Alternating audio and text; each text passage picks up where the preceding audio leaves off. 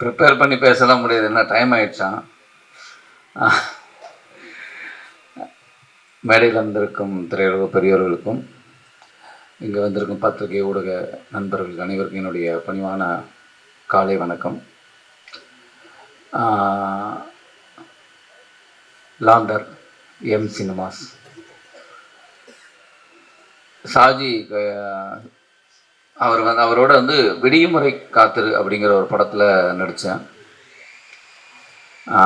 அந்த படத்துக்கு உள்ளே போகிறதுக்கு மெயின் காரணம் என்னென்னா, இங்கே இருக்கிறாங்களோ அந்த டீம்ஸ் முண்டாசுப்பட்டி ராம் அவங்களுடைய நண்பர்கள் இவங்கெல்லாம் அந்த இதுலேருந்து வந்ததுனால ஃபஸ்ட்டு கதை கேட்டேன். கதை ரொம்ப பிடிச்சிருந்தது. அப்போது அதை நடித்தோம். ஏன்னா என்னோடய ரோல் ஒரு 10 நாள் தான். 10 நாள் ஆக்ட் பண்ணதில் என்ன நடந்ததுனே இதில் கடன்னு ஓடிச்சு. அப்போ திடீர்னு ஒரு நாள் டிஓபி சவுந்தர் அவர் எடுத்த ஷார்ட்டை ஒரு சீனை காட்டினார். ரொம்ப பியூட்டிஃபுல். அது ஆக்சுவலாக ஒரு சின்ன ஒருத்தருடைய க்ளோஸ்அப் வரணும். அதுக்கு அவர் தண்ணியிலேருந்து போய் அப்படி ஒரு ஷார்ட்டை அதை காட்டின விதம் ரொம்ப இன்ட்ரெஸ்டிங்காக இருந்தது. என்னங்க பயங்கரமாக இருக்குன்னா, அது விக்ராந்துக்கு வச்சுருந்த ஷார்ட்டு ரொம்ப பிரமாதமாக இருக்கு, எனக்கு நல்லா இருக்குமா அப்படின்னா, இல்லை நல்லாயிருக்கும் சார் அப்படின்னா. நான் அடுத்த நாள் ஒரு சீனை கட் பண்ணி காட்டினாங்க. ரொம்ப இன்ட்ரெஸ்டிங்காக இருந்தது. அந்த படம் எப்போ வரும்னு எனக்கு ஆவலாக இருந்தது. அது ஒரு 7 நாள் பேலன்ஸ் இருக்குது ஷூட்டு. அந்த படம் எப்போ கூப்பிடுவாங்கன்னு ஒரு இருந்திருக்க டயத்தில் தான் ஷாஜி வேறு ஒரு படம் கமிட் ஆகி ஷூட் போகிறாரு அப்படின்னு. அப்போ ஒரு நாள் ஃபோன் பண்ணார். ஃபோன் பண்ணபோது நான் வாழ்த்துக்கள் தான் சொன்னேன். அடுத்த வாரம் ஷூட் போகிறீங்க, என்றைக்கு ஷூட் போகிறீங்க அப்படின்னா. இல்லை சார் நெக்ஸ்ட் வீக் போகணும், அதான் ஒரு பிரச்சனை. என்ன அப்படின்னா, இல்லை ஹீரோட டேட்டு அப்படின்னா, வேறு ஒரு ஹீரோ இருந்தது, அதனால இப்போ இப்போ என்ன பண்ணும் அப்படின்னா. நான் பண்ணுமா அப்படின்னு. ஏன்னா எனக்கு ஃபோன் பண்ணும்போது நான் பண்ணணுமா அப்படின்னா. ஆமாம் சார் அப்படின்னா. அப்போ நான் கேட்டேன், ஏன் நீங்கள் முன்னாடியே வரல அப்படின்னா. இல்லை சார் உங்கள் சம்பளம் அப்படின்னு. அப்போ இப்போ எப்படி கொடுப்பீங்க அப்படின்னு. இல்லை அதான் அப்படின்னாரு. சரி, ஏன்னா ஒரு இயக்குனர் ஒரு படம் பண்ணி அது வெளியில் வரத்துக்காக அதுக்குள்ளேயே சுற்றிட்டு இருப்பாங்க. அந்த டயத்தில் அந்த படத்தை விட்டுட்டு இவர் வேறு இடத்துலையும் போய் அசிஸ்டண்ட்டாகவும் ஒர்க் பண்ண முடியாது. அந்த படம் எப்போ நடக்கணுங்கிறது. இப்போது கஷ்டப்பட்டு ஒரு படத்தை பிடிச்சிருக்காரு. சரி, அதுக்கு நம்ம என்ன பண்ணலாம், நமக்கு இப்படி ஒரு நிலைமைகள்லாம் வந்த விஷயந்தான். சரி, நான் பரவாயில்ல, அதை விட்டுருங்க, நீங்கள் என்ன சம்பளம் தரீங்களோ ஓகே நான் பண்ணுறேன், ஓகேன்னு சொல்லிடுங்க அப்படின்னா. அப்புறம் ப்ரொடியூசரை போய் பார்த்த உடனே ஜஸ்ட் ஓகே அப்படின்னா ஒரு அட்வான்ஸ் பண்ணாங்க. சின்ன சம்பளம் தான், ஓகேன்னு ஒத்துக்கிட்டேன். அதுக்கப்புறம் தான் கதையே கேட்டேன். அப்பா நாளாக ஷூட் போகிறீங்க, எனக்கு கதை என்னன்னு தெரியாது, கதையை சொல்லுங்கள், அப்போ தான் அதுக்குள்ளே ஏதாவது ட்ராவல் ஆக முடியும் அப்படின்னு. அதெல்லாம் சரிங்க, அப்படியே இருக்கிறது தான், அப்படியே வந்தால் போதும். நான் போலீஸ்னால் ஐயோ போலீஸுங்கிற, நான் அதுக்கு ஒரு 3 மாதம் அப்படி டைம் கொடுத்தீங்கன்னா அப்படி வரலாம் அப்படின்னு. இல்லை சார், இது ரொம்ப நீங்கள் காமன் பீப்புள், காமன் மேன்லேருந்து இருக்கிற ஒரு போலீஸ் தான், நீங்கள் இப்படியே வந்தால் போதும். அப்படி தான் ஆரம்பித்தேன் ஷூட்டு. இப்போது இயக்குனர், கேமராமேன், டைரக்டர் தேவா, நடித்த நடிகர்கள், மியூசிக் டைரக்டர்ஸ், லிரிக் ரைட்டர், இப்படி இவங்களெல்லாம் நீங்கள் இந்த படம் பார்த்துட்டா அவங்களுடைய திறமைகள்லாம் வெளியில் தெரிஞ்சிடும். இவங்க எல்லாருக்கும் என்னால் வாழ்த்துக்கள் சொல்ல முடியும். மெயினாக தேவா, நீங்கள் சொன்னீங்க இன்றைக்கி வரையும் ஃபாலோ பண்ணிகிட்டு இருக்கீங்கன்னு. கவலைப்படாதீங்க, இந்த படத்துலேருந்து சினிமாவே உங்களை ஃபாலோ பண்ணும். ரொம்ப சந்தோஷமாக இருக்குது. ஏன்னா ஒரு நல்ல திரைப்படத்தில் தான் உங்களை சந்திச்சிருக்கிறேன். இது ஒரு படத்தில் வந்திருக்கிறோம். ரொம்ப ரொம்ப சந்தோஷமாக இருக்குது. இது ஏன் சொல்ல வரேன்னா, இவங்களுடைய திறமைகள் எல்லாமே வெளியில் வந்துடும். ஆனால் இதுக்காக ஒருத்தர் வேலை பார்த்துருக்காருங்க. நான் இதுவரை யாருக்காகவும் இல்லை, ஒரே ஒருத்தர், இந்த பத்ரிநாத்துங்கிற ஒருத்தர் தான். அந்த பத்ரி தான் ரொம்ப, நான் ஏவிஎம்லேருந்து எல்லாத்தையும் பண்ணிட்டேங்க. இப்படி ஒரு தயாரிப்பாளரை என் லைஃப்பில் நான் பார்த்ததே கிடையாது. நான் எத்தனையோ ஏவிஎம்மில் பண்ணியிருக்கேன், நிறைய படங்கள் பண்ணிட்டேன். விஜயா ப்ரொடக்ஷனில் பண்ணியாச்சு, பெரிய பெரிய ப்ரொடியூசர்ஸ்லாம் எல்லாம், அதுக்கெல்லாம் அவங்களெல்லாம் இதுவாக சொல்லலை. ஆனால் இவரை பார்க்க ரொம்ப சாதாரணமாக தெரியுது. ஆனால் அவ்வளோ பெரிய ஆள் அவ்வளோ பெரிய ஆள். ஆனால் அவங்க வீட்டில் அவங்க மனைவி இருக்காங்க, அவங்க பையன் தனுஷ், இவங்கெல்லாம் பார்த்தீங்கன்னா ரொம்ப சாதாரணமாக நான் எனக்கு ரொம்ப பிரமிப்பாக இருக்கும். இவ்வளோ பெரிய ஆளுங்க வந்து ரொம்ப சாதாரணமாக இன்னைக்கு வரையும் இருக்காங்க. சரி இவர் அவ்வளோ பெருசா இருக்கட்டும். இவர சுத்தி கிட்டத்தட்ட இவர்ட்ட ஒரு எனக்கு தெரிஞ்சு நான் இவருடைய ஒரு 1000 கணக்கான நண்பர்கள பார்த்துட்டேன். இவர்ட்ட வேலை பார்க்குறவங்க நண்பர்களா. ஆனா அத்தனை பேரும் இவர் நல்லா இருக்கணும்னு எல்லாரும் கும்பிடுறாங்க. ஒரு தொழிலாளி வந்து முதலாளி நல்லா இருக்கணும்னு கும்பிடுற ஒரு முதலாளிங்க அவரு. நான் அத வந்து நான் ஒவ்வொரு தரமும் நான் ரொம்ப உருகி வேண்டிக்கிற ஒரே விஷயம் என்னன்னா, இப்படி ஒரு மனிதர் அவர் சினிமா மேல அவ்வளோ பேஷன் இருக்கு. ஜெயிக்கணும். அதுதான் என்னுடைய நான் ப்ரேயர் பண்றது. இந்த படம் எங்களுடைய திறமைகளுக்கும் வெளியில வந்துரும். நாங்க என்ன பண்ணிருக்கோம், இத பண்ணிருக்கோம். நீங்க படம் பார்த்து கமெண்ட் பண்ணி எல்லாம் சொல்லிருவீங்க. அவங்களுக்கு இந்த படத்தோடைய திறமைகளை வச்சு எல்லாருக்கும் ஒரு வேலை கிடைச்சிரும். ஆனா இந்த தயாரிப்பாளர் ஜெயிச்சார்னா கண்டிப்பா 50ல 100 படம் பண்ணுவார். அவ்வளோ சினிமா மேல ஒரு ஆவல் இருக்கு. கண்டிப்பா சார் நீங்க உங்க எண்ணத்துக்கே நீங்க பெரிய சினிமாவில் சினிமாஸ் வந்து ஒரு பெரிய வெற்றியை கொடுக்கும். அது எனக்கு பெரிய நம்பிக்கை இருக்கு. கண்டிப்பாக நான் அவர்கிட்டே சொன்னேன், நான் உங்கள் சினிமாக்குள்ள அடுத்த சினிமாக்குள்ள நான் நடிக்கிறேன்னா நடிக்கலாம் பிரச்சனை இல்லை. நல்ல கதை நல்ல படம் இருந்தால் நான் உங்களுக்கு சொல்கிறேன். நீங்கள் வேறு ஆக்டரை வச்சு கூட பண்ணுங்க, நீங்கள் பெருசாக வாங்க அப்படி தான் சொன்னேன். நான் வந்து டக்குன்னு இப்படி ஒருத்தரை அவரை வச்சு பண்ணணும் அப்படிங்கிறலாம் இல்லை. இந்த சினிமா அவரோட எண்ணம் அவர் பெருசாக வரணும். இந்த சினிமாஸ் மிகப்பெரிய வெற்றி அடைய எல்லாம் வல்ல இறைவனை தான் நான் கேட்டுக்கிறேன். உங்களுடைய வாழ்த்துக்களோட என் உரையை முடிச்சுக்கிறேன். டைம் ஆயிடுச்சுன்றாங்க நிறைய சொன்னால். அப்புறம் இதில் இருக்கிற பங்கெடுத்த மெயினாக வந்து எனக்கு பிடித்த இயக்குனர்கள்லாம் எங்கே இருக்கீங்க? ரவி சார் ஆக்சுவலாக அவர் சொல்லணும். ராமு, ரவி, அப்புறம் சங்கர் 3 பேர் தான் முண்டாசுப்பட்டி அந்த ஒரு ஷார்ட் ஃபிலிமை பார்த்து வர சொன்னால் 3 பேரும் வந்திருந்தாங்க. ஆனால் இந்த 3 பேருமே இன்றைக்கி ஒரு இயக்குநர்களாக இருக்கிறாங்க. அதுவும் மிகப்பெரிய இயக்குநர்களாக இருக்காங்க. அன்றைக்கி பார்த்தவங்க தான் அப்படியே தான் இருக்காங்க. நானும் அப்படியே தான் இருக்கேன். அந்த ஃபோட்டோ இப்பயும் பார்த்துட்டு இருக்கிறேன். நாங்கள் 3 பேரும் எங்கள் வீட்டில் வச்சு ஒரு ஃபோட்டோ எடுத்தோம். 3 பேருக்கிட்டே மாற்றம் இல்லை. ராமுட்ட தான் லைட்டாக மாற்றம் இருக்குது. கொஞ்சம் முடியெல்லாம் நிறைய வளர்ந்துருக்கு. மற்றபடி அப்படியே தான் இருக்கிறோம். உங்களுடைய நண்பர் படம் எடுத்திருக்காரு. அதுக்கு தேடி வந்தீங்க பாருங்க. இந்த அது ரொம்ப சந்தோஷமாக இருக்குது. இங்கே வந்த அத்தனை இயக்குனருக்கும் என்னுடைய மிகப்பெரிய நன்றி. உங்கள் ஆசீர்வாதத்தோடு இந்த படம் துவக்கட்டும், நடக்கட்டும். நன்றி. தேங்க்யூ. மேடையில் வீட்டிருக்கக்கூடிய அனைவருக்கும், வந்திருக்கக்கூடிய அனைவருக்கும், பத்திரிகை ஊடகத்துறை நண்பர்கள் அனைவருக்கும் என்னுடைய பணிவான வணக்கங்கள், வாழ்த்துக்கள்.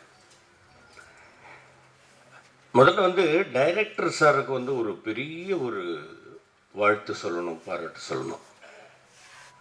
23 நாட்களில் வந்து இந்த படத்தை முடிச்சிருக்கிறார் அப்படின்னு சொல்கிறாங்க. அது எப்படின்னு கேட்டிங்கன்னாக்க வந்து ஒரு தயாரிப்பாளர் எந்த அளவுக்கு ஒரு மகிழ்ச்சி அடைந்திருப்பாரோ அதே மகிழ்ச்சியை நானும் அடைகிறேன். ஏன்னா ஒரு படம் எடுக்கிறது எவ்வளவு கஷ்டம் அப்படிங்கிறது தெரியும். நான் பார்த்துருக்கேன் பல ப்ரொடியூசர்ஸ் என்னென்ன இப்போ எவ்வளோ கஷ்டப்பட்டுக்கிட்டு இருக்கிறாங்க, கஷ்டப்பட்டு வந்து படம் எடுத்திருக்காங்க அப்படிங்கிறது எல்லாத்தையும் நம்ம பார்த்துருக்கோம். அந்த மாதிரி 23 நாளில் படத்தை முடித்தது மிகப்பெரிய பாராட்டுக்குரிய விஷயம்.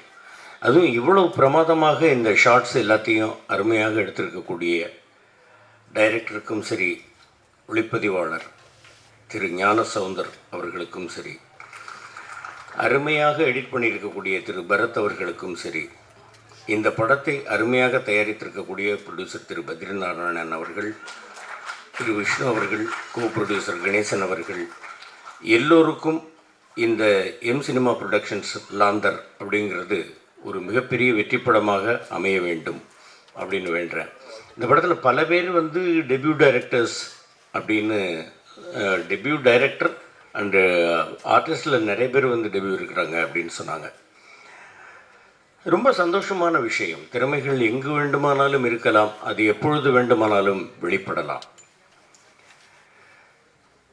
தம்பி தேவா அவர்கள் வந்து அவங்க அம்மாவை வந்து மேடையில் கூப்பிட்டு இந்த மாதிரி பாராட்டு, இன்று பொழுதில் பெரிதுவக்கும் தன் மகனை சான்றோன் என கேட்ட தாய் என்று வள்ளுவனுடைய வாக்குப்படி ஒரு தாயை வந்து மேடையில் கூப்பிட்டு அவர் வந்து பாராட்டுறார் அப்படிங்கிறது அவருக்குள் இருக்கக்கூடிய அந்த தாய் மேல் வைத்திருக்கக்கூடிய பக்தி ரொம்ப உணர்வு பூர்வமான ஒரு விஷயம். நல்லா மேலும் மேலும் நல்ல அருமையான பாடல்கள் எழுதியிருக்கிறாரு.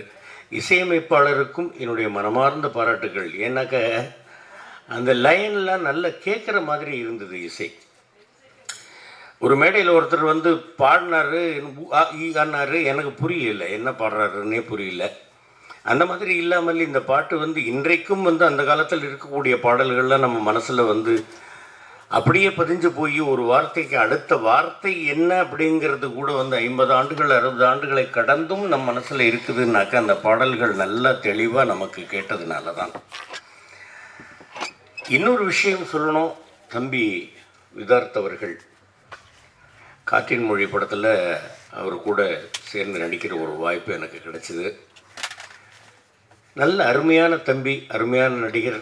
எந்த நேரமும் வந்து நாங்கள் எல்லோரும் ஒன்றாவே உட்காந்து பேசிகிட்டு இருப்போம். அருமையான நடிகர்.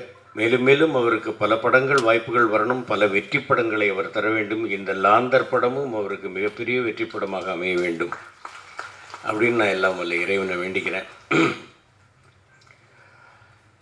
தயவுசெய்து நான் என்ன சொல்கிறேன்னாக்கா, பப்ளிக்கு என்ன சொல்கிறேன் அப்படின்னாக்க, படம் உங்களுக்கு பிடிக்குதா 4 பேர்ட்டு சொல்லுங்கள்.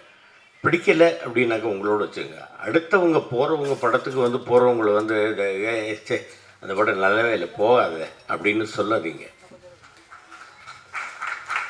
ஏன்னா ஒரு படம் எடுப்பதற்கு எவ்வளவு பேர் உழைக்கிறார்கள், எவ்வளவு பேர் கஷ்டப்படுகிறார்கள் அப்படிங்கிறது எல்லாத்தையும் தெரிஞ்சுக்கணும். எவ்வளவோ பேர் வந்து படப்பிடிப்பிலேயே வந்து விபத்துக்கள் ஏற்பட்டு இறந்து போயிருக்கிறாங்க.